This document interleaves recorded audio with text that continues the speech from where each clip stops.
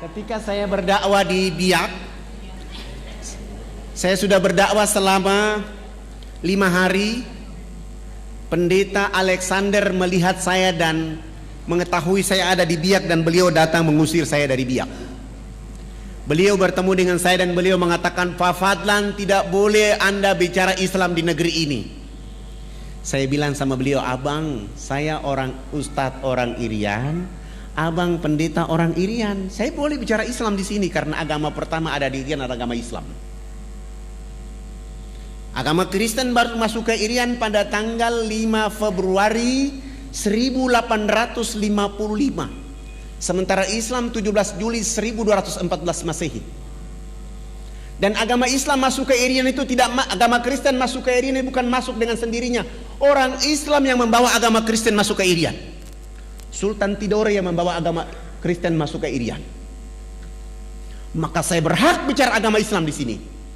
Beliau mengatakan, tidak boleh Anda bicara Islam di sini. Kalau Anda bicara Islam di sini, saya dengan masyarakat Kristen akan mengancam kalian. Saya bilang, Pak Pendeta, alasan apa saya tidak boleh bicara agama Kristen di Irian, agama Islam di Irian?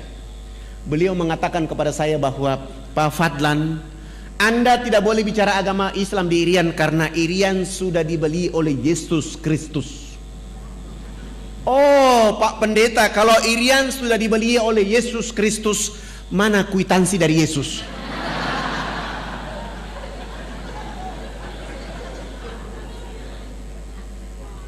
Begitu saya tanya kwitansi, langsung Pendeta Alexander dia malu dan dia pergi. Saya tetap berdakwah di Biak selama 3 bulan. Kebetulan ada acara Isra Mi'raj. Saya diundang untuk menyampaikan hikmah Isra Mi'raj oleh ibu-ibu Dharma Wanita dan Majelis Ta'lim di Biak. Salah satu peserta tamu yang diundang adalah Pendeta Alexander Robobiar. Begitu saya datang, dipanggil langsung naik di atas mimbar. Begitu saya mengatakan Assalamualaikum warahmatullahi wabarakatuh, saya lihat ada pendeta di bawah. Saya tadi mau bicara tentang pentingnya sholat.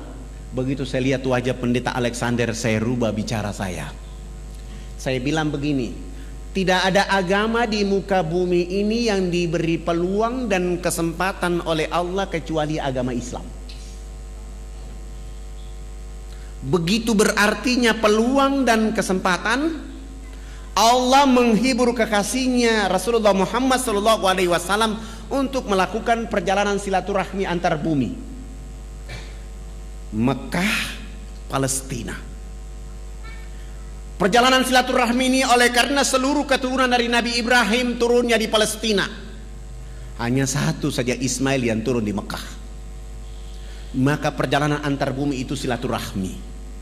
Kenapa silaturahmi ini memperkuat Rasulullah? Oleh karena dia dalam keadaan sedih.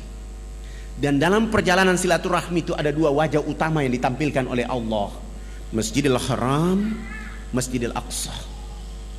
Setelah itu naik ke Sidratul Muntaha untuk menerima oleh-oleh yang namanya peluang dan kesempatan sholat 5 waktu.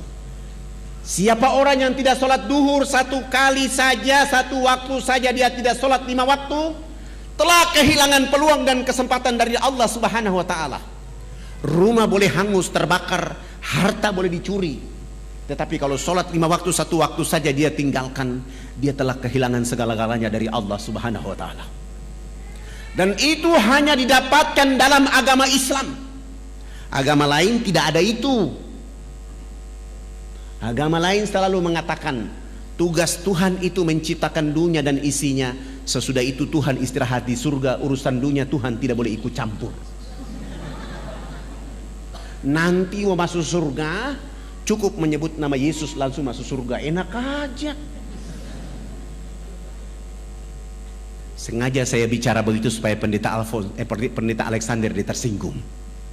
Sesudah itu saya tutup pidato saya turun dan Pendeta Alexander mendekati saya dan salaman dengan saya dan mengatakan, Pak Ustadz, saya juga hadir. Mana kwitansi dari Yesus? Begitu saya tanya kwitansi tentang dia bilang kemarin itu, dia marah dan dia bilang, Pak Ustadz, saya tersinggung. Kenapa tersinggung, Pak? Saya ceramah di acara orang Islam, saya tidak ceramah di acara orang Kristen, dan saya tidak ceramah di khalayak ramai. Saya tidak tahu kalau abang ada di sini. Bagaimana kalau kita dialog antar umat beragama? Saya bilang, mohon maaf, saya orang yang paling tidak suka berdialog antar umat beragama. Saya bawa orang Islam, abang bawa orang Kristen, kita dialog akhirnya berkelahi bunuh-bunuhan. Saya tidak mau. Boleh dialog dengan saya hanya 4 persyaratan yang dipenuhi.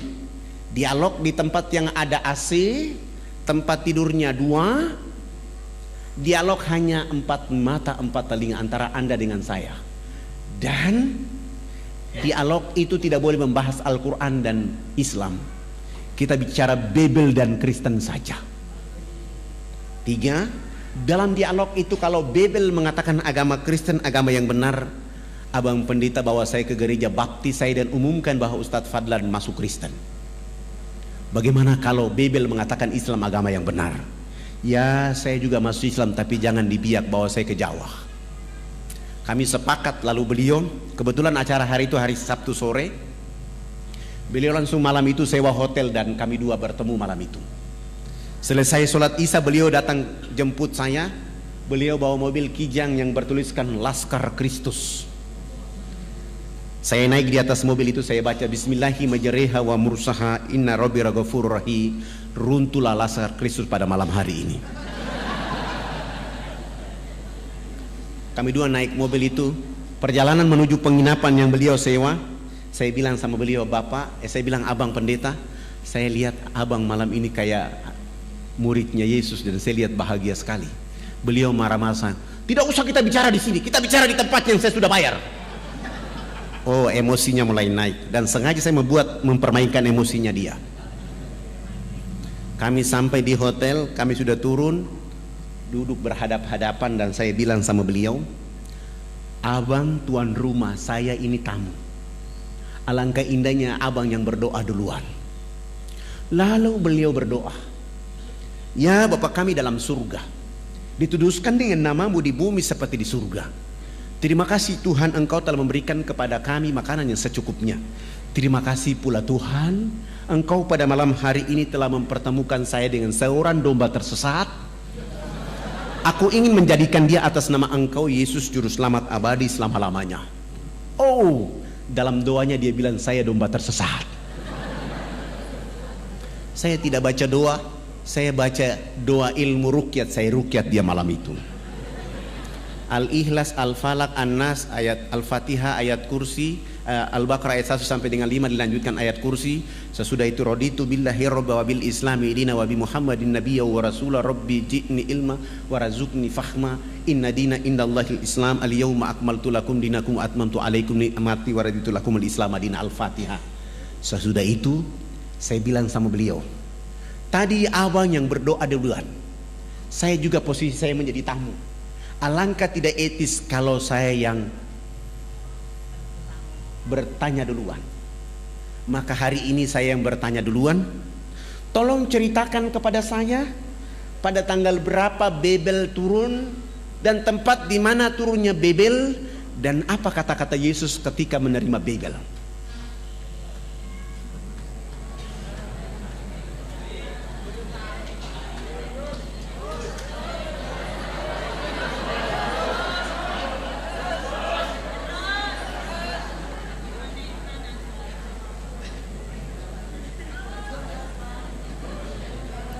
Iya, masih ada berapa menit?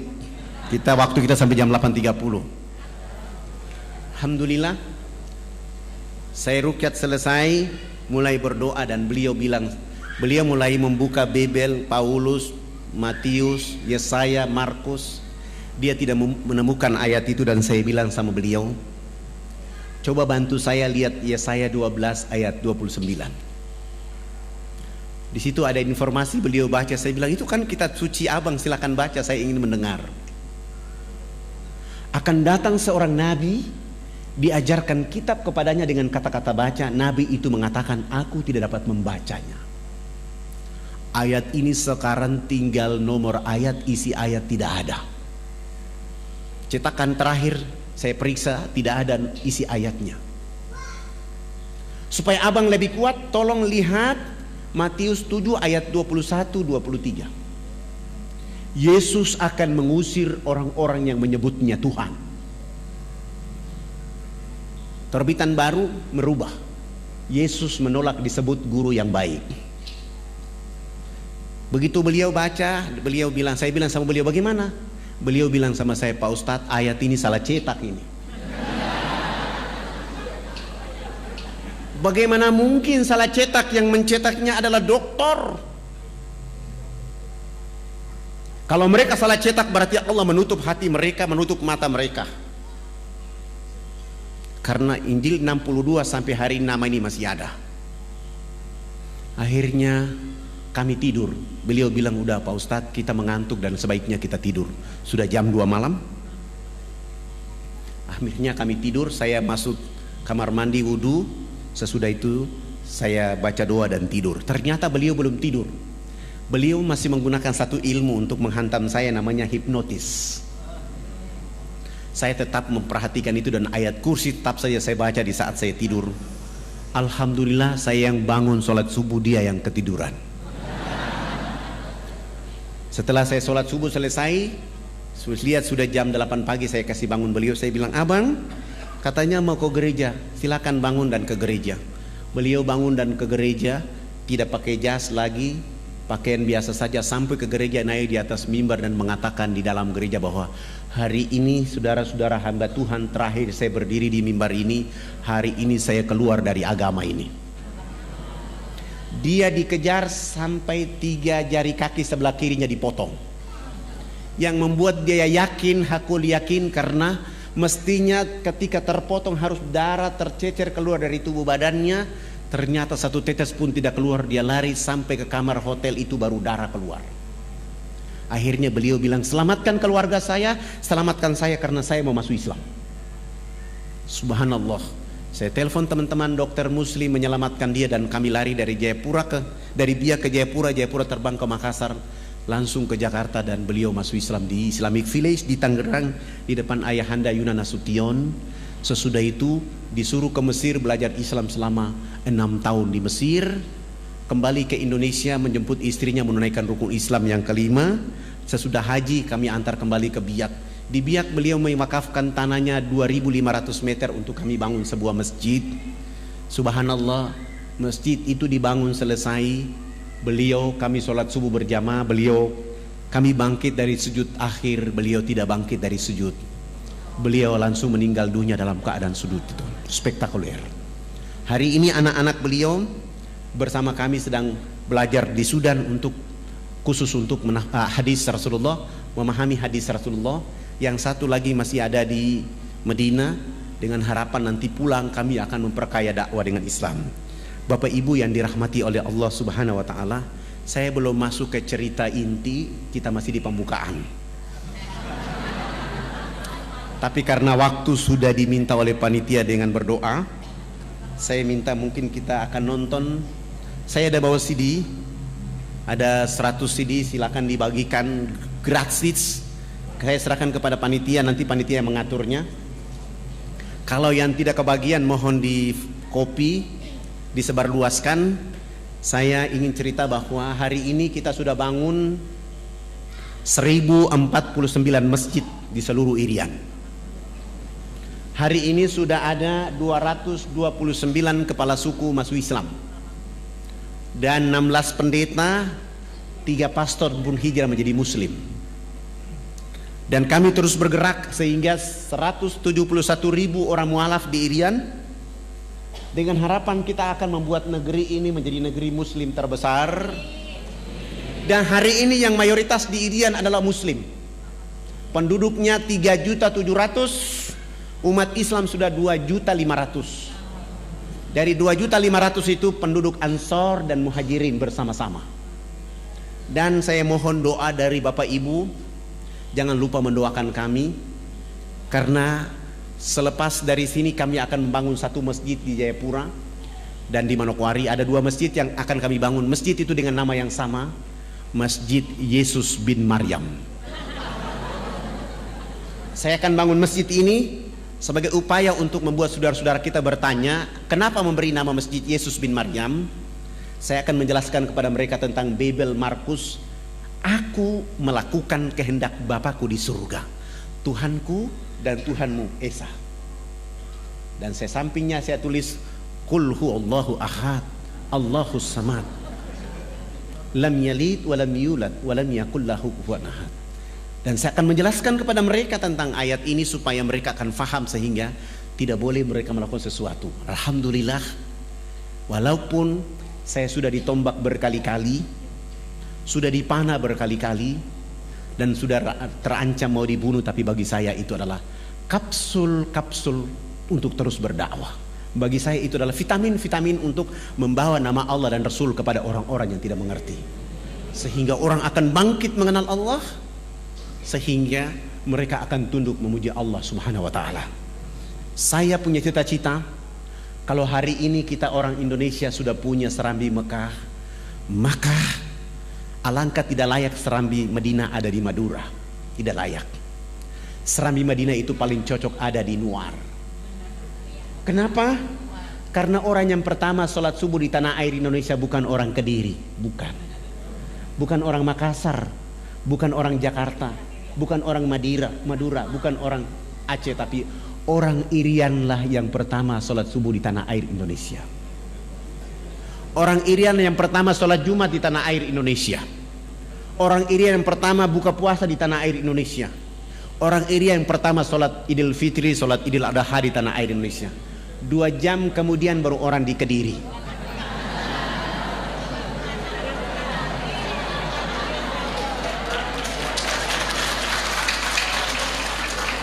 Artinya benar maksud para pejuang republik ini. Indonesia dimulai dengan huruf alif, ditutup dengan huruf ain, iman dan ilmu. Maksudnya adalah orang Irian itu dengan iman, dengan ilmu, rambutnya keriting, badannya hitam kelim, tetapi dia yang mengatakan awal menjemput fajar.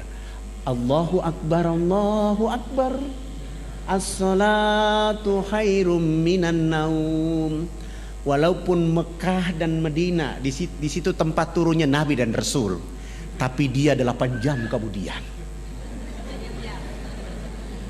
Walaupun Rasulullah mendakwakan Islam di sana, tapi keberkahan itu diawali dari Republik Indonesia, dari saudaranya yang rambut keriting hitam kelim. Sesudah itu baru yang lain. Artinya Islam begitu spektakuler buat penduduk bumi. Begitulah kemuliaan dakwanya Rasulullah. Begitulah kehebatan agama Islam. Tidak membedah-bedahkan yang keriting dan lurus, suku dan ras, tapi mereka bersama-sama diterkam dengan ayat-ayat Allah sehingga mereka menjadi cerdas, mereka menjadi mulia. Keriting bukan jadi persoalan, hitam keling bukan jadi persoalan, tetapi cahaya-cahaya Quran dan Islam membuat mereka menjadi satu. Maka benar kata Allah dalam firman-Nya kepada kita, ya ayuhan nas, inna khalaqnakum min dzakari wa untha wa ja'alnakum syu'uba wa aqbaila lita'arafu inna akramakum indallahi atqakum. Hai manusia, sesungguhnya kami menciptakan kamu dari seorang laki-laki dan perempuan, menjadikan kamu berbangsa-bangsa, bersuku-suku, supaya kamu saling kenal mengenal. Yang membuat perbedaan di antara kalian adalah takwa kepada Allah Subhanahu wa taala. Takwa tidak hanya milik pada orang hitam keriting, tapi milik semua apabila keimanan itu dekat dengan mereka. Demikian itu yang bisa disampaikan. Perlu kita memutar CD? Oke, sudah tidak bisa, tidak ada waktunya. Mungkin nanti sudah ada CD-nya bisa diputar. Untuk itu saya mengajak kita, mari kita sama-sama memohon ampun kepada Allah Subhanahu wa taala, menghadirkan jiwa raga kita memuji Allah Subhanahu wa taala, bersalawat kepada Rasulullah Muhammad sallallahu alaihi wasallam dengan satu harapan, tempat ini, majelis ini menjadi telaga-telaga perbaikan jiwa raga kita, telaga-telaga untuk membuat kita sepanjang hari, setiap minggu, setiap pekan kita mampu menyelam ke dalam telaga ini untuk bertemu Allah dan Rasul-Nya, dan menjadikan Kediri menjadi kiprah timbulnya dakwah terbaik. Ulama-ulama dan para mubalik-mubaliknya tampil untuk mengantarkan kalimat hak kepada seluruh penduduk yang ada di tanah air yang kita cintai. Marilah kita sama-sama baca Al-Fatihah. Semoga Al-Fatihah ini membuat kita menjadi mulia di hadapan Allah. Al-Fatihah.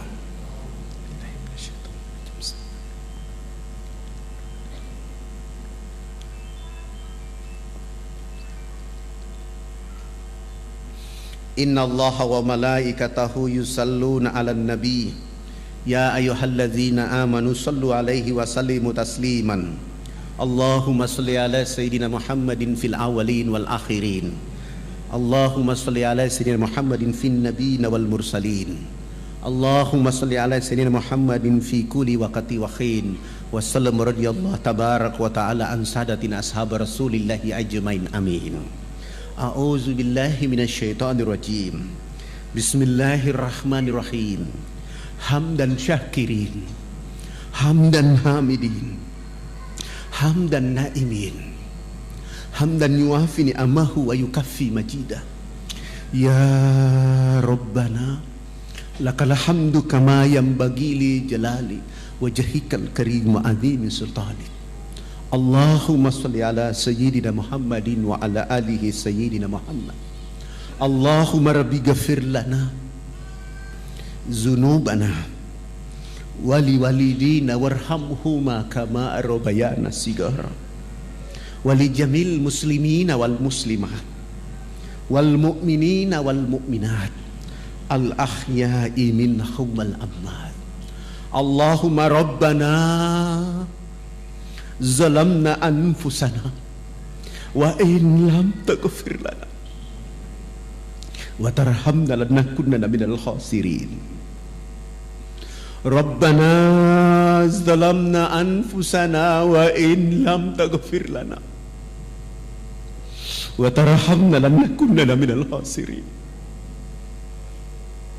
Rabbana zalamna anfusana wa in lam taghfir lana wa tarhamna lanakunanna minal khasirin. Rabbana la tu'akhizna in nasina wa ata'na. Rabbana wa la tahmil alaina isran kama hamaltahu 'alal ladzina min qablina.